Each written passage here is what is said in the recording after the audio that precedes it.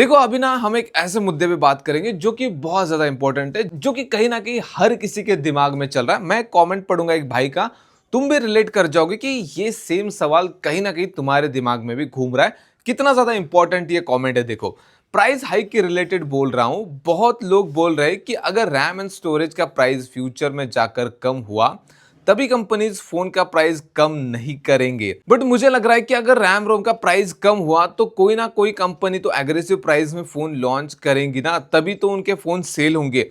और फिर अगर एक कंपनी ने कम प्राइस में अच्छा स्पेक दे दिया तो बाकी कंपनीज को भी प्राइस कम करना ही पड़ेगा। बहुत ज्यादा वैलिड पॉइंट है, नहीं तो उनके फोन्स खरीदेगा कौन? आपका क्या कहना है इसके बारे में? अब देखो, मैंने इसके बारे में ना Q&A या फिर और भी किसी वीडियो में थोड़ा बहुत अपना पॉइंट ऑफ व्यू शेयर किया, लेकिन उतना ज्यादा डिटेल में हमने इसके ऊपर बात नहीं की थी। मैंने सोचा कि भाई अब मौका है, दस्तूर है, भाई ने भी रिलेटेड कमेंट कर दिया है और मेरे दिमाग में भी चल रहा है कि इसके ऊपर थोड़ा सा रोशनी डालने की जरूरत है।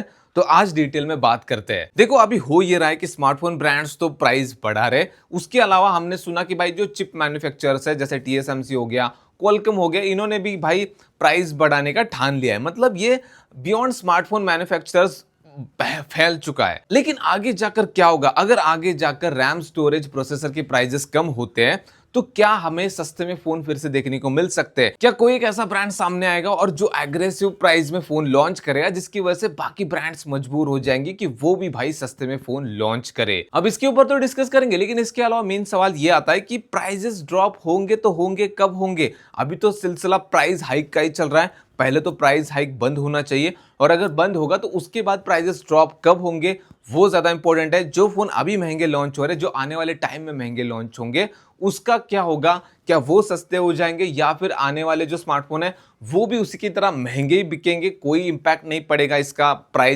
प्राइस ड्रॉप का कोई इंपैक्ट नहीं पड़ेगा स्मार्टफोन्स के ऊपर, स्मार्टफोन मैन्युफैक्चरर्स के ऊपर। अब ये तुम्हें थोड़ा सा कंफ्यूजिंग लग रहा होगा कि इतनी सारी चीजें मैंने बोल दी, सब दिमाग के ऊपर से चली गई। अब मैं उसको थोड़ा सा सिंपल करता हूं। अब इसको सिंपल वे में समझने के लिए हम ना थोड़ा सा टाइम में पीछे जाते, नहीं टाइम मशीन से नहीं जाएंगे, डोरेमोन से उधार नहीं लेनी पड़ेगी। बस इमेजिन करो कि हम 2017-18 में पहुंच चुके हैं।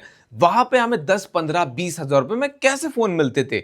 बहुत ही बेसिक स्मार्टफोन जिसमें प्रोसेसर ऐसा होता था कि भाई जिससे तुम डे टू डे टास्क कर रहे हो, मतलब ओवरऑल ऐसे ही फोन होते थे कि भाई जिससे तुमने कॉल कर लिया, मैसेज कर लिया किसी को, सोशल मीडिया पे कंटेंट देख लिया या फिर म्यूजिक वगैरह सुन लिया। कुछ ऐसे काम करने के लिए ज्यादातर फोन बनते थे 20 हजार के नीचे। और तुम्हें अगर एक अच्छा फोन खरीदना होता था तो तुम्हें कम से कम 30-40 हजार रुपए खर्च करने पड़ते थे, तब जाकर तुम्हें परफॉर्मेंस में, कैमरा में, ओवरऑल यूआई एक्सपीरियंस, सारी चीजों में, डिस्प्ले वगैरह में अच्छा फोन मिलता था। अब वही सेम चीज हो रही है 2026 में। कंपेयर करो तुम, 10, 15 हजार, 20 हजार रुपए में कैसे फोन आ रहे? 15 हजार रुपए में हमने Vivo T5 के ऊपर बात की, eMMC स्टोरेज मिल रही है, यूनिसॉक का प्रोसेसर मिल रहा है तुम्हें, इसके अलावा तुम्हें मिल रहा है नॉच डिस्प्ले, 90 हर्ट्ज का refresh rate, HD plus display. SD card के स्लॉट को इन्होंने बाहर निकाल दिया, उसको वापस लेकर आए कॉस्ट कटिंग के लिए, क्योंकि इनको बेस वेरिएंट में 4GB रैम, 64GB स्टोरेज देनी थी। और आज के टाइम पे भी अगर तुम्हें एक अच्छा फोन चाहिए तो कम से कम 30 हजार रुपए तुम्हें खर्च करने पड़ते हैं, तब जाकर तुम्हें एक अच्छा फोन मिलता है। और अच्छा मतलब ऐसा भी नहीं कि बहुत ही बढ़िया मिलता है। अगर तुम्हें बहुत तगड़ा फोन जो लॉन्ग टर्म के लिए यूज करना है, जिसमें तुम्हें यूआई एक्सपीरियंस, कैमरा, परफॉर्मेंस, सारी चीजें अच्छी मिले,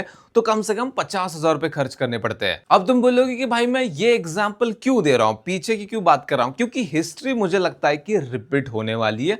मेरी थ्योरी यही कहती है। अब तुम फिर से वापस चले जाओ 2 साल पहले, 2024 और 2025 की भी बात कर लो, जब प्राइजेस हाइक होना स्टार्ट नहीं हुए थे। हमने 10, 15 हजार, 20 हजार रुपए में कितने कमाल के फोन देखे, जहां पर 2017-18 में हम 20 हजार के नीचे वाले फोन में BGMI खेलने की बात भी नहीं कर सकते थे।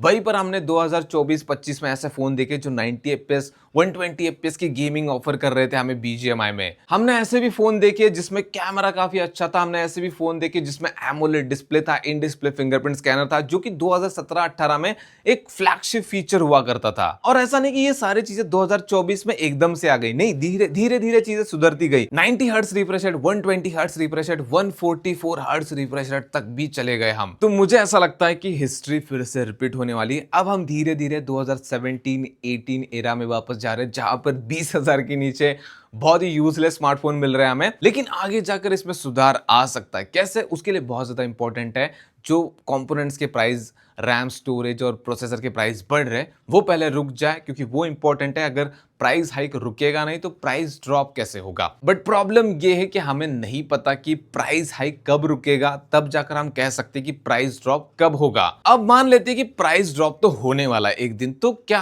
हमें स्मार्टफोन सस्ते देखने को मिल सकते हैं। अब सबसे मेन सवाल आता है कि जो फोन अभी महंगे लॉन्च हो रहे, क्या वो आगे जाकर सस्ते होंगे, क्योंकि काफी सारे लोगों को ऐसा लग रहा है कि अभी जो फोन 40,000 का लॉन्च हो रहा है, जिसकी प्राइस एक्चुअल में 20,000 के अराउंड बनती है या फिर 25,000 के अराउंड बनती है, तो क्या वो प्राइस ड्रॉप के बाद 20-25,000 का मिलेगा। देखो इक्वेशन इतना सिंपल नहीं है। मान लेते 2027 में जो रैम स्टोरेज है, जो चिपसेट है, उनकी प्राइस कम हो जाती है। हालांकि इतनी जल्दी होगा नहीं, बट हम एग्जाम्पल ले रहे हैं, तो ऐसा हो जाता है मान लो। तो वहां पर होगा क्या, वहां पर यह होगा कि जो फोन अभी महंगा लॉन्च हो चुका है वो तुम्हें सस्ता नहीं मिलेगा। सबसे पहले तो वो प्रोडक्शन से चला जाएगा, ब्रांड्स उसको प्रोडक्शन से हटा देंगे, क्योंकि उनको रियलाइज हो जाएगा कि अब ये इतना महंगा तो नहीं बिकने वाला।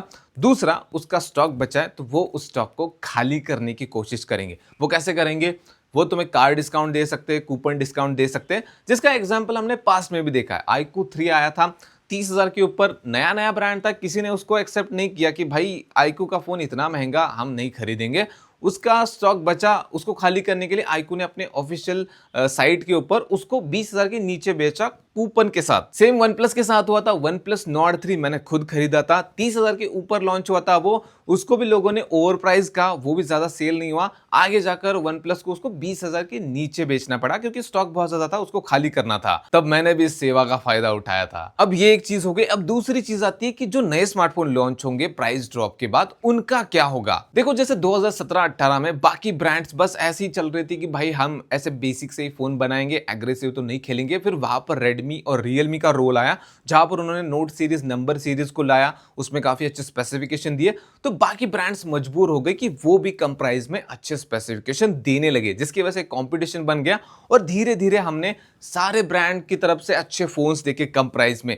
वो चीज हो सकती है अगर एक दो ब्रांड उठकर आए और एग्रेसिव प्राइस में थोड़ा कम प्रॉफिट अपना रखकर अच्छे फोन बनाए, जो कि होगा, डेफिनेटली होगा। तो उसके बाद चीजें चेंज होना स्टार्ट होंगी, फिर से हमें वैल्यू फॉर मनी स्मार्टफोन मिलना स्टार्ट होंगे। बट ये सारी चीजें डिपेंड करती है कि प्राइस ड्रॉप कब होगा, और सैडली हमें नहीं पता कि प्राइस ड्रॉप कब होगा। तो ये उतना सिंपल नहीं है जितना सिंपल हम समझ रहे हैं। अगर बैकग्राउंड में थोड़ी नॉइज आए तो माफ कर देना, साइड में थोड़ा सा काम चल रहा है। वीडियो खत्म होने को आ रहा है, इसलिए मैं कंटिन्यू कर रहा हूं, वरना बंद कर देता। तो मेन पूरा मुद्दा इस पे डिपेंड है कि भाई प्राइस ड्रॉप कब होगा, और हमें नहीं पता है। सबसे पहले तो प्राइस हाइक कब बंद होगा। मुझे लगता है कि प्राइस हाइक आने वाले 2 साल के अंदर बंद हो सकता है, क्योंकि इसको ज्यादा कंटिन्यू रखेंगे तो भाई उस हिसाब से तो 10 साल बाद 20,000 का अभी जो फोन मिल रहा है वो 1 लाख का मिलना स्टार्ट होगा। तो ऐसा नहीं होने वाला, प्राइस हाइक तो बंद हो जाएगा।